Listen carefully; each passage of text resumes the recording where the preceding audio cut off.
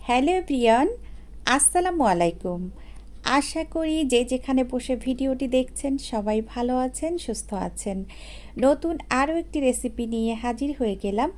আজ আমি আপনাদের সাথে শেয়ার করছি রোজা স্পেশাল মানে ইফতার স্পেশাল একটা রেসিপি। আজ তৈরি করছি রেস্টুরেন্ট স্টাইলে ছোলা ভোনা রেসিপি। অনেক সময় কিন্তু রেস্টুরেন্ট থেকে ছোলা কিনে আনে খাওয়া হয়, তো বাসায় যে ছোলাটা তৈরি করা হয় সেটা কিন্তু রেস্টুরেন্টের মতো হয় না। মনে হয় যে রেস্টুরেন্টের ছোলা ভাজিটা বেশি টেস্টি। চেষ্টা করেছি সেই রেসিপিটাই আজ আপনাদের সাথে শেয়ার করার জন্য। আশা করি পুরো ভিডিও জুড়ে আমার সাথেই থাকবেন। আর থাকছে ফ্রোজেন করার টিপস এবং আরও ছোটোখাটো অনেক টিপস। তাহলে চলুন কথা না বাড়িয়ে মূল রেসিপিতে যাওয়া যাক। প্রথমেই আমি এখানে ছোলা নিয়ে নিয়েছি হাফ কেজির একটু বেশি পরিমাণে। আর ছোলাগুলোকে পরিষ্কার করে নিয়েছি, ঝেড়ে নিয়েছি আর কি। তারপর এখন অনেক বেশি পরিমাণে পানি দিয়ে এটাকে ভিজিয়ে রাখছি 8 ঘন্টার জন্য। 8 ঘন্টা পরে দেখুন ছোলাটা ফুলে গিয়েছে এবং কত বড় বড় হয়ে গিয়েছে। এই পর্যায়ে হচ্ছে আমি এখন সিদ্ধ করব। তো সিদ্ধ করার জন্য লবণ দিয়ে দিলাম আর দিয়ে দিচ্ছি একটু বেশি পরিমাণে পানি। আর আমি আজকে প্রেসার কুকারে সিদ্ধ করছি সময়টা বাঁচানোর জন্য। সিদ্ধ করা হয়ে গিয়েছে দেখতে পাচ্ছেন। এই পর্যায়ে আমি ছোলাগুলোকে ফ্রোজেন করব। তো এখন হচ্ছে আমি আলাদা আলাদা বক্সে করে রেখে দিব। তো এই পর্যায়ে কিন্তু সিদ্ধ করার পরে আমি ছোলাটা আর ধুইনি, কারণ ধুলে যেটা হবে আপনি যদি ফ্রিজে রেখে দেন তাহলে কিন্তু এই ছোলাটা একটা বিজলা ভাব হয়ে যায়। তো আপনি যখন ফ্রোজেন করবেন তখন কখনোই কিন্তু ধুয়ে ফ্রোজেন করবেন না।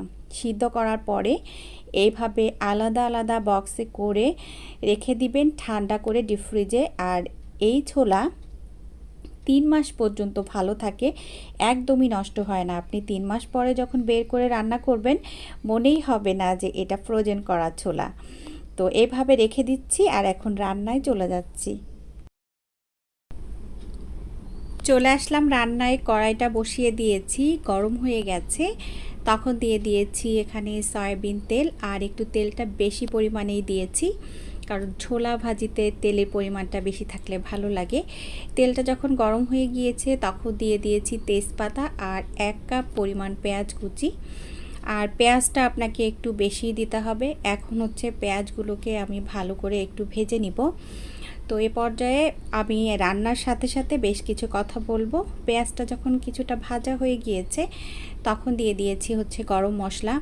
আর ছোলা ভাজি করলে কিন্তু যদি একটু তেল তেল ভাব না থাকে তাহলে কিন্তু ছোলা ভাজি খেতে ভালো লাগে না। খড়খড়া ছোলা ভাজি একদমই ভালো লাগে না। তো ভাজা হয়ে গিয়েছে, মশলা অ্যাড করছি। 1 চা চামচ দিয়ে দিয়েছি রসুন বাটা, 1 চা চামচ আদা বাটা, 1 চা চামচের একটু কম পরিমাণে দিয়েছি শুকনা মরিচ বাটা। আর এখন দিচ্ছি 1 চা চামচ পরিমাণ জিরা বাটা। আর আমি যতটুকু মশলা দিয়েছি আপনাকে এতটুকু মশলা দিতেই হবে যদি কিনা মাংসের ফ্লেভার চান এই ছোলার ভিতরে। এখন হচ্ছে আমি এই মশলাগুলোকে ভালো করে পেঁয়াজের সাথে কিছু সময় নাড়াচাড়া করে মিশিয়ে নিব। তারপর যখন মেশানো হয়ে গিয়েছে তখন দিয়ে দিয়েছি এই হাফ চা চামচের মতো আর কি, এখানে দিয়েছি হলুদের গুঁড়া। আর দিয়ে দিচ্ছি হচ্ছে স্বাদ মতো লবণ, আর লবণটা একটু বুঝে দিবেন। এই পর্যায়ে আমি মশলাগুলোকে ভালো করে কষিয়ে নিব। আর অবশ্যই আমরা যখন মাংস রান্না করি তখন কিন্তু ভালো করে মশলাটা কষিয়ে নেই। আর এখন দিয়ে দিয়েছি এই হাফ চা চামচ হচ্ছে ধনিয়ার গুঁড়া। আর এটা কিন্তু ভাজা ধনিয়ার গুঁড়া দিয়েছি, আমি নর্মালটা দেইনি। তো আপনাকে মাংসের ফ্লেভারে যদি ছোলাটা খেতে হয় অবশ্যই ভাজা ধনিয়ার গুঁড়া ব্যবহার করবেন। একটু পানি দিয়ে দিয়েছি মশলাটা কষানোর জন্য। তো মশলাটা যখন ভালোভাবে কষানো হয়ে গিয়েছে সেই পর্যায়ে আমি এখন ছোলাটা অ্যাড করছি। আর এখানে হয়তো বা আমার ছোলা আছে 1 কাপের একটু বেশি পরিমাণে। তো এখন হচ্ছে ছোলাটা দিয়ে আমি বেশ অনেকটা সময় ধরে একটু নাড়াচাড়া করব। এই পর্যায়ে কিন্তু আমি কোনো পানি ব্যবহার করছি না। এখন হচ্ছে 2 থেকে 3 মিনিটের মতো চুলার আঁচটা কমিয়ে আমি এইভাবে ঢেকে রেখে দিব। আমি ঢেকে রেখেছিলাম, তারপরে ঢাকনাটা তুলে একটু নাড়াচাড়া করেছি, ভালো করে কষানো হয়ে গিয়েছে। এখন এখানে আমি হাফ কাপ পরিমাণ পানি দিয়ে দিয়েছি। আর অনেকে মনে করতে পারেন সিদ্ধ করেছি আবার এখন পানি কেন, তো আমি যে মশলাটা দিয়েছি ছোলাটা মশলার সাথে কিন্তু ভালোভাবে মিক্সড হতে পারবে না যদি আমি পানি না ব্যবহার করি।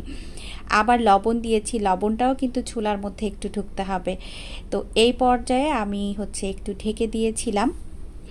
তো ঢাকনাটা তুলে কিছুক্ষণ পর যখন পানিটা একটু শুকিয়ে গিয়েছে তখন দিয়ে দিয়েছি একটা টমেটো কুচি আর দিয়েছি 2টা কাঁচামরিচ কুচি। আর এইভাবে ছোলা ভুনা করে যদি আপনি খেয়ে দেখেন এর স্বাদ আসলেই ভুলতে পারবেন না, এতটাই মজার। তো আমি আবারও একটু নাড়াচাড়া করে মিশিয়ে দিলাম। এরই মধ্যে দেখতে পাচ্ছেন যে পানিটা শুকিয়ে গেছে, তেলটাও বের হয়ে এসেছে, রান্নাটা কিন্তু প্রায় হয়ে গিয়েছে। তারপরও আমি চুলার আঁচটা কমিয়ে রেখে এটাকে রান্না করছি। লাস্ট পর্যায়ে চলে এসেছি, দিয়ে দিয়েছি কিছু ধনিয়া পাতা কুচি। এখন ধনিয়া পাতা দিয়ে আমি আবারও একটু মিশিয়ে নিব। আর অবশ্যই ছোলা ভাজিতে একটু ধনিয়া পাতাটা দেওয়ার চেষ্টা করবেন। আর আজকে যেভাবে রান্না করছি আসলে সবসময় এভাবে করা হয় না, আমি মাঝে মাঝে এইভাবে করি। আর এটার স্বাদ বাড়ানোর জন্য আমি সামান্য পরিমাণ চিনি ব্যবহার করেছি। আর এখন দিয়ে দিচ্ছি গরম মশলার গুঁড়া আর দিয়ে দিচ্ছি ভাজা জিরার গুঁড়া। আর আমরা যখন বাহির থেকে ছোলা কিনে খাই সেই ছোলার মধ্যে একটা মিষ্টি ভাব থাকে, এটা কিন্তু খেয়াল করেছেন। তো সেই ছোলার মধ্যে কিন্তু সামান্য পরিমাণ চিনি ব্যবহার করা হয়। তো সব কিছু দেওয়া শেষ, এখন আমি একটু ভালো করে মিশিয়ে নিব। আর আমি কিন্তু চুলাটা এখনও অফ করিনি, দেখতে পাচ্ছেন। তো আমার রান্নাটা কিন্তু অলমোস্ট হয়ে গিয়েছে। এখন আমি সার্ভ করব। যখন আমি সার্ভ করব তখন একটু কাঁচা পেঁয়াজ আর ধনিয়া পাতা দিয়ে সার্ভ করব। তো এতক্ষণ যারা আমার সাথে ছিলেন সবাইকে অসংখ্য অসংখ্য ধন্যবাদ। সবাই ভালো থাকবেন, আমার জন্য দোয়া করবেন। আগামী রেসিপি দেখার আমন্ত্রণ জানিয়ে বিদায় নিচ্ছি। আল্লাহ হাফেজ, আসসালামু আলাইকুম।